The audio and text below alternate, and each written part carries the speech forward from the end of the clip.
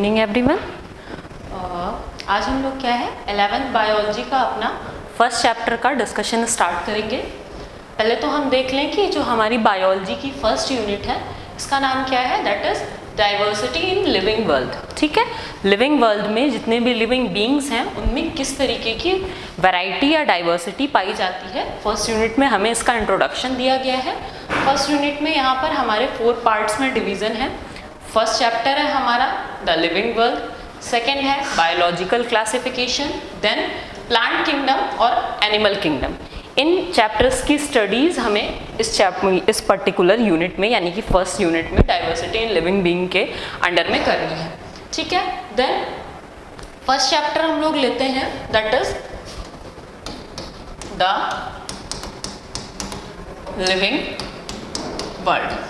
ठीक है, जो हमारा लिविंग वर्ल्ड है उसके बारे में हम लोग डिस्कशन स्टार्ट करते हैं। ये हमारा क्या है, बायोलॉजी का फर्स्ट चैप्टर है। यहाँ पर फर्स्ट अगर हम डेफिनेशन लेते हैं तो फर्स्ट डेफिनेशन क्या है कि लिविंग वर्ल्ड क्या है, तो लिविंग बींग्स होते क्या हैं, तो ऑब्जेक्ट्स या organism having characteristics of cellular organisation, growth, reproduction, ability to sense environment and give their responses, metabolism etcetera. यानी कि ऐसे सारे ही ऑर्गेनिज्म जिनके अंदर क्या होता है, जो भी उनके अराउंड में चीजें होती हैं उसकी सेंसिंग की एबिलिटी प्लस उसके लिए रिस्पॉन्स देने की एबिलिटी पाई जाए, उनकी बॉडी में क्या हो रहा हो, ग्रोथ पाया जा रहा हो, सेलुलर ऑर्गेनाइजेशन हो यानी कि उनकी बॉडी में एक पर्टिकुलर अरेंजमेंट हो, देन रिप्रोडक्शन हो और मेटाबॉलिज्म की एक्टिविटी हो। प्लस हमने यहाँ पे एक्स्ट्रा इसलिए लिखा है बिकॉज और भी बहुत सारे पर्टिकुलर कैरेक्टर्स हैं जो हमारे एक लिविंग बीइंग को डिफाइन करते हैं। तो जिन भी ऑर्गेनिज्म में या जिन भी ऑब्जेक्ट्स में हमें इस तरीके के कैरेक्टर्स देखने के लिए मिलेंगे उन्हें ही हम क्या कह देंगे, लिविंग की कैटेगरी में रखेंगे। ठीक है, तो अगर हम लिविंग बीइंग को इससे कंसीडर करते हैं तो उनके लिए भी कुछ कैरेक्टरिस्टिक्स होते हैं। ठीक है, लिविंग के कुछ स्पेसिफिक कैरेक्टरिस्टिक्स होते हैं। अभी हम इनका डिस्कशन कर रहे हैं बट क्योंकि बायोलॉजी का हम लोग फर्स्ट चैप्टर स्टार्ट कर रहे हैं तो कुछ बेसिक टर्म्स हम लोग ले लेते हैं। पहली चीज, दो आप लोगों को ये पता होगा बट हमारा सब्जेक्ट क्या है, दिस इज बायोलॉजी। और अगर हम इसको देखें तो ये 2 टर्म्स से मिलके बना है, बायोस प्लस लॉगोस। ठीक, बायो का मीन्स होता है लिविंग, लॉगोस का मीन्स हम लोग लेते हैं to study. Means it is a branch of science in which we study about living organism. जो भी लिविंग बीइंग्स हैं उनके बारे में स्टडी करने की जो साइंस होती है, साइंस की वो ब्रांच जहाँ पे हम लिविंग बीइंग्स की स्टडी करते हैं वही हमारी क्या कहलाती है, दैट इज बायोलॉजी। ठीक है, फिर बायोलॉजी को वैसे तो हमने बहुत सारी ब्रांचेस में सब डिवाइड किया है। आजकल तो मॉडर्नाइजेशन के टाइम में बहुत सारी इसकी सब ब्रांचेस हो गई हैं, बट जो बेसिक ब्रांचेस हम लेते थे वो हम 2 ब्रांचेस में बायोलॉजी को डिवाइड करते थे। फर्स्ट होती है हमारी जूलॉजी। ठीक, ये बना है जू प्लस लॉजी टर्म से या लॉगस टर्म से। जू का मतलब हम लोग लेते हैं एनिमल्स से एंड लॉगस का मतलब हम लोग अगेन लेते हैं स्टडी से। तो जूलॉजी मीन्स क्या है, एनिमल्स की स्टडी, ब्रांच ऑफ साइंस या branch of biology in which we study about animals is termed as zoology. ठीक है, इसी तरीके से सेकेंड जो मेन ब्रांच इसकी ली जाती है वो क्या कहलाती है, बॉटनी। और it is a branch of biology in which we studies mainly about plants. यानी कि हमने बायोलॉजी सब्जेक्ट को भी 2 ग्रुप्स में डिवाइड किया है। एक जिसमें हम लोग क्या करते हैं, प्लांट्स की स्टडी करते हैं जिसे हम लोग बोलते हैं बॉटनी। इसी तरीके से दूसरी जिसको हम लोग बोलते हैं जूलॉजी, यहाँ पर हम लोग एनिमल की स्टडी मेनली करते हैं। ठीक है, फिर कोई भी सब्जेक्ट अगर है, कोई भी सब्जेक्ट स्टडी कर रहे हो तो उसको प्रेफरेंस देने वाला, उसके बारे में स्टडी करने वाला हमेशा कोई ना कोई एक पर्सन होता है जिसको कि हम उस सब्जेक्ट का फादर कंसीडर करते हैं। तो अगर हम बायोलॉजी के फादर की बात करें, फादर ऑफ बायोलॉजी लें तो ये कौन है, एरिस्टोटल। ठीक है, या जिसको क्या बोलते हो अरस्तु भी कहते हैं। ठीक है, तो फादर ऑफ बायोलॉजी किसको कंसीडर करते हैं? एरिस्टोटल को। इसी तरीके से हमने जो दो सब ब्रांचेस लिखी हैं, यानी कि father of zoology, father of zoology हम लोग कंसीडर करते हैं again Aristotle, and father of botany हम लोग कंसीडर करते हैं आपका थियोफ्रेस्टस। ठीक है, ये कुछ स्पेसिफिक साइंटिस्ट के नेम हैं। फर्दर हम जैसे जैसे और भी टर्म्स या टर्मिनोलॉजीज लेते जाएंगे वैसे हम उनसे रिलेटेड जो भी मेन साइंटिस्ट हैं उनका भी डिस्कशन करते चलेंगे। फिलहाल में स्टार्टिंग में father of biology Aristotle, father of zoology Aristotle, father of botany क्या है? थियोफ्रेस्टस। ठीक है, अब हम लोग डिस्कशन क्या कर रहे थे आपका द लिविंग वर्ल्ड स्टार्ट कर रहे थे, और लिविंग वर्ल्ड में भी हमने पहला टर्म क्या लिया था कि ऐसे ऑब्जेक्ट्स जिनमें क्या हो कुछ स्पेसिफिक प्रॉपर्टीज या कैरेक्टरिस्टिक्स पाई जाती हैं उन्हें हम लोग क्या कहते हैं? लिविंग कंसीडर करते हैं। ठीक है, तो वैसे तो बहुत सारे फीचर्स हैं जो सिर्फ लिविंग बीइंग्स में पाए जाएंगे, नॉन लिविंग्स में नहीं पाए जाने हैं, या लिविंग बीइंग्स के कुछ एक्सक्लूसिव कैरेक्टर, इंक्लूसिव या एक्सक्लूसिव कैरेक्टर्स होते हैं जो सिर्फ लिविंग बीइंग्स में पाए जाने हैं, या फिर वो लिविंग बीइंग की एक प्रॉपर्टी होती हैं। कुछ हमने 10th में पढ़ रखे हैं, कुछ फर्दर हम पढ़ेंगे, कुछ हैं जो यहाँ पे हमें डिस्कशन करना है मेनली। तो the main features of living beings are, या कैरेक्टरिस्टिक्स ऑफ लिविंग बीइंग्स,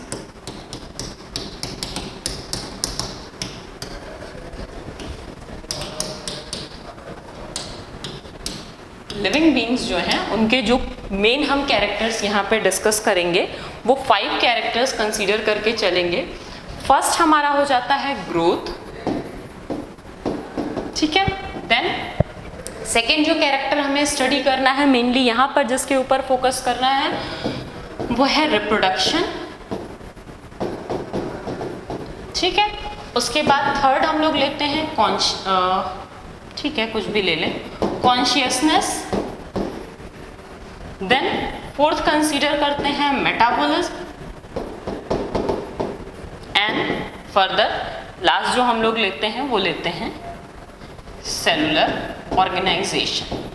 ठीक है, ऐसा नहीं है कि इनके अलावा लिविंग बीइंग्स के और कैरेक्टर नहीं है, कुछ का डिस्कशन हमने अपने लाइफ प्रोसेसेस में लास्ट ईयर का रखा है। 10th की क्लास में जितने भी लाइफ प्रोसेसेस थे वो भी हमारे लिविंग बीइंग्स के ही कैरेक्टर हैं। फर्दर कुछ यहाँ पर हमें डिस्कशन करने हैं। ठीक, तो जो भी हम लिविंग बीइंग्स के कैरेक्टर लेंगे वो 2 तरीके के होंगे। जो हम ये कह रहे हैं कि ये ग्रोथ, रिप्रोडक्शन, कॉन्शियसनेस, मेटाबॉलिज्म और सेलुलर ऑर्गेनाइजेशन क्या है? लिविंग बीइंग की प्रॉपर्टी है। बट इन प्रॉपर्टीज में भी कुछ पॉइंट्स हम कंसीडर करके चलते हैं कि ये प्रॉपर्टीज जो है लिविंग बीइंग्स की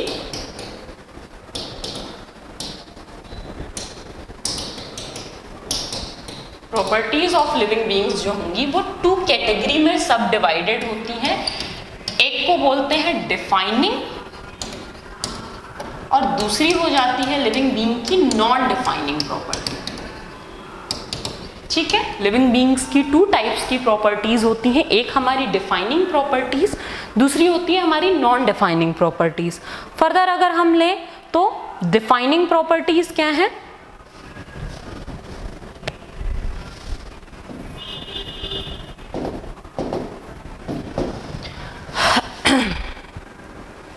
डिफाइनिंग प्रॉपर्टीज अगर हम लें तो mainly those properties which have no exceptions, ऐसी कोई भी प्रॉपर्टी जिनका फर्दर हमें कहीं पे कोई भी एक्सेप्शन नहीं मिले, यानी कि वो क्या हो एकदम फिक्स्ड हो कि वो सिर्फ लिविंग बीइंग्स में ही पाई जानी है, वो क्या कहलाएंगी? हमारी डिफाइनिंग प्रॉपर्टीज ऑफ लाइफ। तो डिफाइनिंग प्रॉपर्टीज क्या है? Basically the type of properties present in living being which have no exceptions. ठीक है, जिनका कोई भी कहीं पे भी एक्सेप्शन ना पाया जाना हो। इसी तरीके से हम लोग बात करें नॉन डिफाइनिंग प्रॉपर्टीज की, तो इनमें क्या है? कहीं पे कुछ एक्सेप्शंस पाए जाने हैं, सम एक्सेप्शंस प्रेजेंट। ठीक है, कुछ एक्सेप्शंस जो हैं वो यहाँ पर प्रेजेंट रहेंगे। फर्दर अब हम अपना फर्स्ट कैरेक्टर जो है लिविंग बीइंग का वो डिस्कस करना स्टार्ट करते हैं, that is growth. Living being की फर्स्ट प्रॉपर्टी क्या है? ग्रोथ। और ग्रोथ की अगर हम बात करें तो it is non defining property of a living being, यानी कि ये कोई ऐसी प्रॉपर्टी है जिनमें कहीं कोई एक्सेप्शन पाया जा रहा है, यानी कि ये या तो लिविंग बीइंग की प्रॉपर्टी हैं बट कहीं नॉन लिविंग में भी पाई जाती हैं, या फर्दर इनका कहीं कुछ ऐसा एक्सेप्शन है जिसके कारण हम इसको क्या कंसीडर कर रहे हैं कि ये नॉन डिफाइनिंग प्रॉपर्टी है, यानी कि यहाँ पे कुछ कहीं कुछ चेंजिंग्स हमें मिल रही हैं। तो सबसे पहले हम ग्रोथ की बात कर लें कि ग्रोथ एक्चुअली होता क्या है। ठीक है, ग्रोथ क्या हो जाएगा हमारा? ग्रोथ में मेनली दो चीजें कंसीडर करते हैं हम लोग। एक, ऑर्गेनिज्म में नंबर ऑफ सेल जो है वो इंक्रीज करेगा। दूसरा क्या है, उसका जो बॉडी है, बॉडी की मास जो होती है वो इंक्रीज करती है। यानी कि यहाँ पे क्या है, ग्रोथ का मेन प्रॉपर्टी हम लोग क्या लेंगे?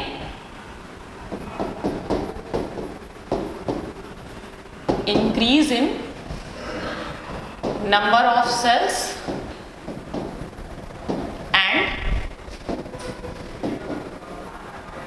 Increase in mass. अब या तो क्या हो रही हो, जो भी लिविंग बीइंग्स के अंदर बॉडी में सेल्स प्रेजेंट हो उनकी काउंटिंग इंक्रीज हो रही हो, या सेकेंड थिंग क्या है, उनका वेट इंक्रीज हो रहा हो, यानी कि प्रोटोप्लाज्मिक कंटेंट एक सेल का इंक्रीज हो रहा हो। प्रोटोप्लाज्मिक कंटेंट जब इंक्रीज करेगा तो उससे क्या होगा, हमारी सेल का जो वेट है वो इंक्रीज करेगा, जिसकी वजह से अगर सेलुलर ऑर्गेनिज्म है तो उसका वेट मास इंक्रीज करेगा।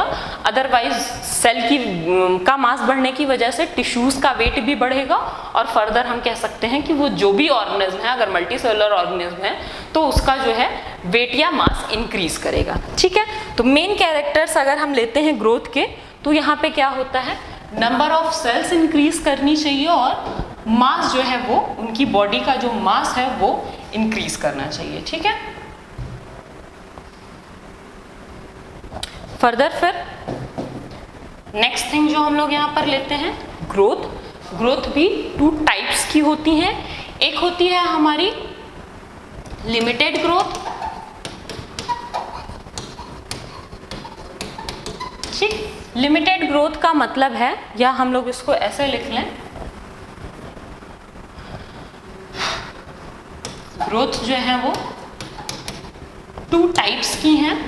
One is limited growth and second is unlimited growth. ठीक है, नाम से ही क्लियर है, लिमिटेड मतलब एक पर्टिकुलर लिमिट तक ही इस तरीके की ग्रोथ होनी है। तो लिमिटेड ग्रोथ क्या होती है, बेसिकली कहाँ पे पाई जाती है, जो एनिमल का फाइलम है या एनिमल का जो किंगडम है हमारा, एनिमल किंगडम में यहाँ पे क्या है, जो ग्रोथ हमें देखने के लिए मिलेगी वो लिमिटेड है। एनिमल्स में हम लोग जानते हैं कि उनकी लाइफ स्पैन जो होती है, यानी कि उनकी जो पूरी लाइफ साइकिल होती है, वहाँ पर क्या है, ये बेसिकली एक पर्टिकुलर एज तक ही ग्रो करते हैं। ग्रो करने के बाद उनमें जब रिप्रोडक्शन की मैच्योरिटी आ जाती है तो जनरली देखा गया है कि उनकी जो ग्रोथ की कैपेबिलिटी है वो खत्म हो जाती है या कम हो जाती है। कहने का मतलब है कि कोई भी एनिमल हो अलॉन्ग विद ह्यूमन हो या कोई भी अदर जानवर हो, उसमें हम क्या देखेंगे, ग्रोथ किसी एक सर्टेन टाइम पीरियड या सर्टेन एज तक ही पाई जानी है।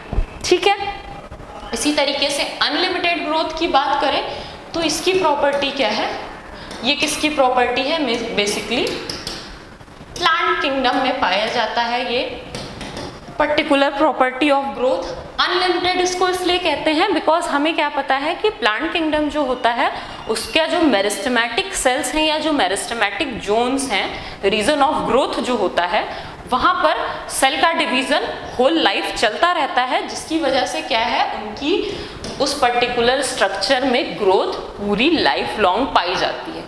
भले ही उस प्लांट की रिप्रोडक्टिव फेज आ चुकी हो, यानी कि फ्लावरिंग होने लगी हो, प्लांट में फ्रूटिंग होना स्टार्ट हो चुकी हो, फिर भी क्या है कि मेरिस्टेमेटिक जोन में उसके बाद भी क्या है, ग्रोथ हमें तब भी देखने के लिए मिलेगी। ठीक है, तो ये हो गई टू टाइप्स की ग्रोथ। बाकी ग्रोथ को हम इनके कैरेक्टर के बेसिस पे टू और टाइप्स में डिवाइड कर सकते हैं। एक होती है हमारी एक्सटर्नल ग्रोथ और इसको हम लोग एक्सट्रिंसिक भी कह सकते हैं, बाहर से होने वाली ग्रोथ भी कह सकते हैं। और सेकंड क्या हो जाएगी हमारी इंटरनल ग्रोथ, यानी कि बॉडी के अंदर से होने वाली जो ग्रोथ होगी वो क्या हो जाएगी हमारी इंट्रिंसिक टाइप की ग्रोथ। ठीक है, तो ग्रोथ क्या है, टू टाइप्स की है। एक एक्सट्रिंसिक यानी कि बॉडी का जो बाहर जो भी मास है उसमें सिर्फ चेंजिंग होनी है, जो उनकी सेल का रीजन है या जो इनका इंटरनल जो भी साइटोप्लाज्मिक कंटेंट है उसमें कहीं कोई ग्रोथ नहीं पाई जानी है। एक्सटर्नल मतलब सिर्फ एक्सटर्नल अपीयरेंस में चेंजिंग आ रही है, इंटरनली कहीं कोई चेंजिंग नहीं आनी है। तो अगर हम एक्सट्रिंसिक ग्रोथ की बात करते हैं तो this type of growth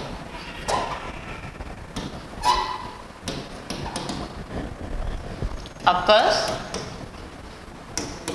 only on the outer body surface by accumulation of certain substances।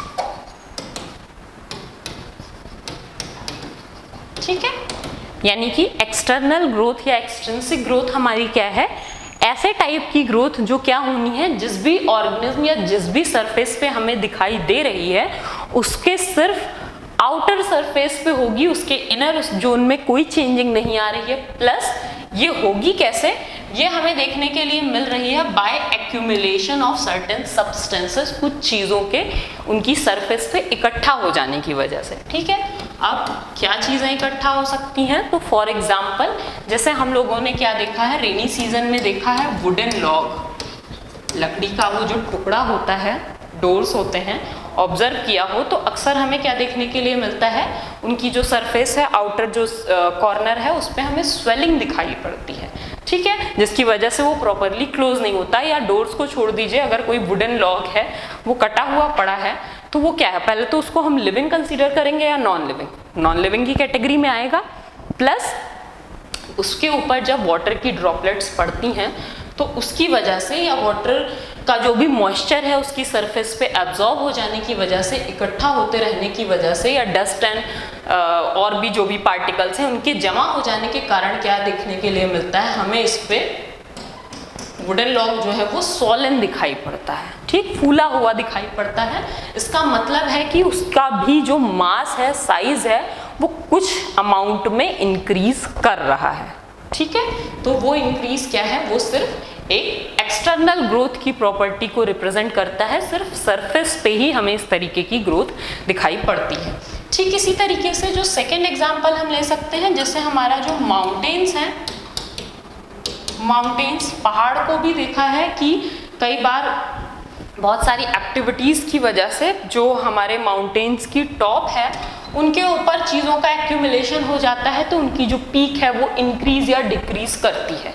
ठीक है, तो बेसिकली हम कह सकते हैं कि माउंटेन की भी हाइट इंक्रीज कर सकती है या विड्थ इंक्रीज कर सकता है, और वहाँ पे भी जो ग्रोथ पाई जाएगी वो क्या पाई जानी है, बाय एक्यूमुलेशन ऑफ सब्सटेंसेस, कुछ चीज़ों के जमा हो जाने की वजह से ऐसी ग्रोथ देखने को मिलती है।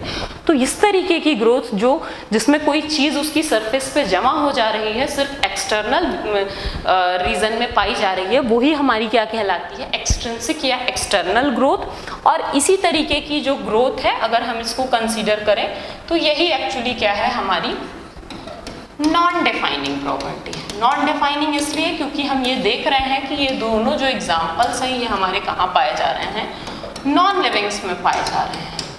ठीक ना, वुडन लॉग हमारा लिविंग है, ना ही हम माउंटेन्स को लिविंग कंसीडर करते हैं। इसी तरीके से जो सेकंड हमारी ग्रोथ का टाइप था जो कि इंट्रिंसिक ग्रोथ है, इंट्रिंसिक ग्रोथ में क्या पाया जाएगा, growth from inside the body of organism. जो भी ऑर्गेनिज्म हमारा था उसकी बॉडी के इंटरनल रीजन से हमें इस तरीके की ग्रोथ दिखाई पड़ेगी, यानी कि उसकी सेल का जो हम जानते हैं किसी लिविंग बीइंग की बॉडी कैसे बनेगी, सेल की बनी हुई होगी। सेल में डिवीजन, इसका रीजन क्या हो सकता है, सेल का डिवीजन हो सकता है, सेल का डिफरेंशिएशन हो सकता है, या कभी कभी सेल का इनलार्जमेंट हो सकता है। सेल इनलार्जमेंट का मतलब सिंपली हम यहाँ पर लेंगे प्रोटोप्लाज्मिक कंटेंट का इंक्रीज होना, ठीक है। तो इसका रीजन क्या हो सकता है, ये हमारा जो भी रीजन होगा वो क्या होगा, इंटरनल होगा, यानी कि ग्रोथ क्या है उस ऑर्गेनिज्म की बॉडी के इंटरनल एरिया या इंटरनल रीजन में भी पाई जा रही है। तो इस तरीके से हम देखेंगे कि ग्रोथ क्या है। ग्रोथ की मेनली दो प्रॉपर्टीज हैं, या 3 हम कंसीडर कर सकते हैं। एक increase in number, increase in mass and increase in size. In general growth क्या होता है, हमारा एक तरीके का इरिवर्सिबल प्रोसेस होता है। ज़्यादातर हमें यही देखने के लिए मिलेगा कि ग्रोथ जो होती है वो रिवर्स नहीं हो सकती। एक बार किसी की हाइट इंक्रीज कर गई तो वो इन जनरल डिक्रीज नहीं करती है, सिर्फ एजिंग के टाइम में क्योंकि कुछ केमिकल्स वगैरह जो हैं वो डिक्रीज हो जाते हैं तो बहुत सारा हमें डिकम्पोजिशन देखने के लिए मिलता है, बट इन जनरल ग्रोथ क्या है, इरिवर्सिबल प्रोसेस रहेगा, ठीक है। रिवर्सिबल एक्टिविटी हम एक आध जगह पर देख सकते हैं, लाइक लूजिंग ऑफ मास। हम लोग का वेट जब बढ़ता है उसको हम घटाते हैं तो वहाँ पे हम एक बार को कह सकते हैं कि उनका ग्रोथ जो है वो घट रहा है, बट वो भी डिक्रीज नहीं कहा जाएगा, ठीक है। नेक्स्ट फिर क्या है यहाँ पर आपका सेकेंड कैटेगरी लेते हैं हम लोग, second characteristic, that is metabolism, ठीक। 5 कैरेक्टर्स लिविंग बीइंग्स के लिए थे, जिसमें से सेकेंड हम लोग ले रहे हैं metabolism. Sum of all chemical reactions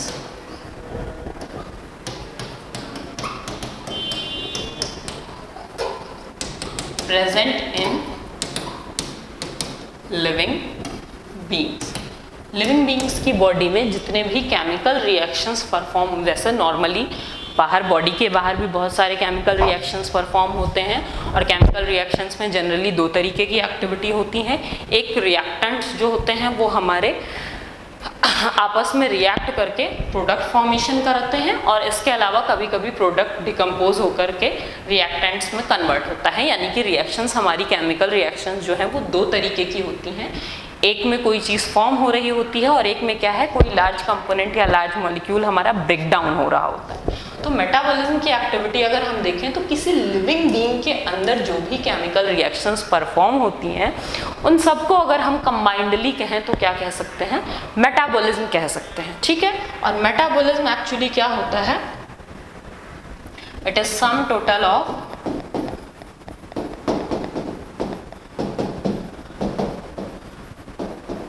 anabolism plus catabolism, ठीक। यानी कि ये क्या है, एनाबॉलिज्म और कैटाबॉलिज्म दोनों में जो भी रिएक्शंस हो रही हैं, इन सारी रिएक्शंस को मिलाकर होल एंड सोल हम लोग क्या बोलते हैं, मेटाबॉलिज्म बोलते हैं, ठीक। एनाबॉलिज्म की अगर हम बात करें तो these are formative type of reactions, ठीक। बॉडी में ये जो रिएक्शंस होती हैं ये क्या होती हैं, फॉर्मेटिव टाइप की हैं, यानी कि इनके केस में क्या है, कोई ना कोई चीज़ क्या होनी चाहिए, फॉर्म होनी चाहिए। कुछ चीज़ें हमारी मेटाबॉलिज्म की एनाबॉलिज्म की एक्टिविटी में फॉर्म होनी चाहिए, बननी चाहिए, ठीक है। इसी तरीके से हम कैटाबॉलिज्म की बात करें तो ये क्या है, डिस्ट्रक्टिव टाइप की है, यानी कोई चीज़ ब्रेक डाउन होना चाहिए, कुछ डिकम्पोज होना चाहिए। फॉर्मेटिव में अगर हम सिंपली लें तो फॉर्मेटिव टाइप की जो रिएक्शंस हैं इनमें क्या होना चाहिए, फॉर्मेटिव में generally small components fuses to form larger one, ठीक है। यानी एनाबॉलिज्म टाइप की जो केमिकल रिएक्शन हमारी बॉडी में होती है, इसमें क्या होती हैं, कुछ स्मॉल कंपोनेंट्स प्रेजेंट होते हैं जो कि फ्यूज करके क्या करते हैं, कोई एक लार्ज कंपोनेंट फॉर्म करते हैं। लाइक फॉर एग्जांपल अगर हम एनाबॉलिज्म के केस में एग्जांपल देखें तो एनाबॉलिज्म यानी फॉर्मेटिव टाइप की रिएक्शन, यानी कि टू स्मॉल कंपोनेंट्स या more than two small components मिलके क्या कर रहे हैं, एक लार्जर मॉलिक्यूल फॉर्म कर रहे हैं, बिकॉज इनको हम जनरली क्या कहते हैं, फॉर्मेटिव टाइप की रिएक्शन। ठीक है, तो इस तरीके की रिएक्शन लिविंग बींग्स में कहाँ होनी है? सबसे कॉमन वाला एग्जाम्पल हम लोग लेते हैं प्लांट्स में फोटोसिंथेसिस की जो एक्टिविटी लेते हैं,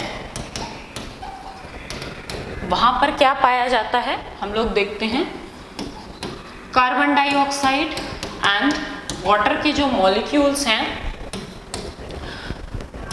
क्लोरोफिल सनलाइट की प्रेजेंस में मिलके ग्लूकोज का मॉलिक्यूल बनाते हैं। ठीक है, और ऑक्सीजन गैस रिलीज करते हैं। बैलेंस रिएक्शन नहीं लिख रही हूँ, सिर्फ समझाने के लिए लिखा है। तो ये क्या है, हमारी स्मॉल कंपोनेंट्स हैं, स्मॉलर कंपोनेंट्स हैं, और ये दो स्मॉल कंपोनेंट्स आपस में फ्यूज होके क्या कर रहे हैं, एक लार्जर मॉलिक्यूल बना रहे हैं जो कि ग्लूकोज का मॉलिक्यूल है। ठीक है, तो यहाँ पर क्या पाया जा रहा है, फॉर्मेशन पाया जा रहा है किसी स्मॉलर कंपोनेंट से किसी लार्जर कंपोनेंट का। ठीक, इसी तरीके की रिएक्शंस और भी पाई जाती है, लाइक जैसे हम लोग की बॉडी में सारा फूड जो है डाइजेशन के बाद ग्लूकोज में कन्वर्ट हो जाता है, बट जब बॉडी में वो स्टोर होता है तो वो ग्लूकोज के फॉर्म में नहीं होता है, बल्कि उसको फर्दर कन्वर्ट करना पड़ता है ये आपका कार्बोहाइड्रेट के जो कॉम्प्लेक्स मॉलिक्यूल्स हैं उसमें। ठीक है, तो ये इस तरीके की भी जो रिएक्शन होगी उसको भी हम क्या लेंगे, एनाबॉलिज्म की कैटेगरी में लेंगे, या फिर हम कह सकते हैं कि फॉर्मेटिव टाइप की रिएक्शन का एग्जाम्पल इसको कंसीडर करके चलेंगे। ठीक है, इसी तरीके से सेकंड क्या हो जाती है हमारी कैटाबॉलिज्म।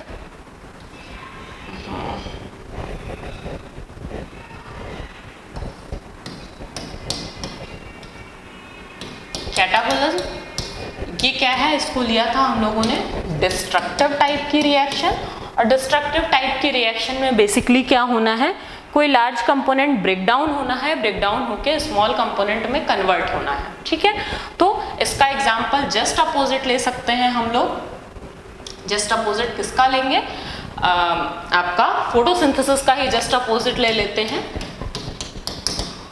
रेस्पिरेशन की एक्टिविटी होती है, फोटोसिंथेसिस का जस्ट अपोजिट होती है, एनिमल्स में पाई जाएगी। तो इस रिएक्शन में हम क्या देखते हैं कि ग्लूकोज का मॉलिक्यूल जो है वो फर्दर ब्रेक डाउन होता है और इन प्रेजेंस ऑफ ऑक्सीजन या इन एब्सेंस ऑफ भी हो सकता है, CO2 और H2O में कन्वर्ट हो रहा है। या फिर जो डाइजेशन की एक्टिविटी है, डाइजेशन की एक्टिविटी में कोई भी कॉम्प्लेक्स मॉलिक्यूल जो भी है फूड का, उसको सिंपलर वन में कन्वर्ट किया जाता है। ये भी क्या हो गई, हमारी कैटाबॉलिज्म की एक्टिविटी आएगी, यानी डिस्ट्रक्टिव टाइप की केमिकल रिएक्शन कहलाएगी। ठीक है, स्टार्च हैं, प्रोटीन्स हैं डाइजेशन की एक्टिविटी में, तो ये ब्रेक डाउन होके अमीनो एसिड्स में कन्वर्ट हो जाते हैं।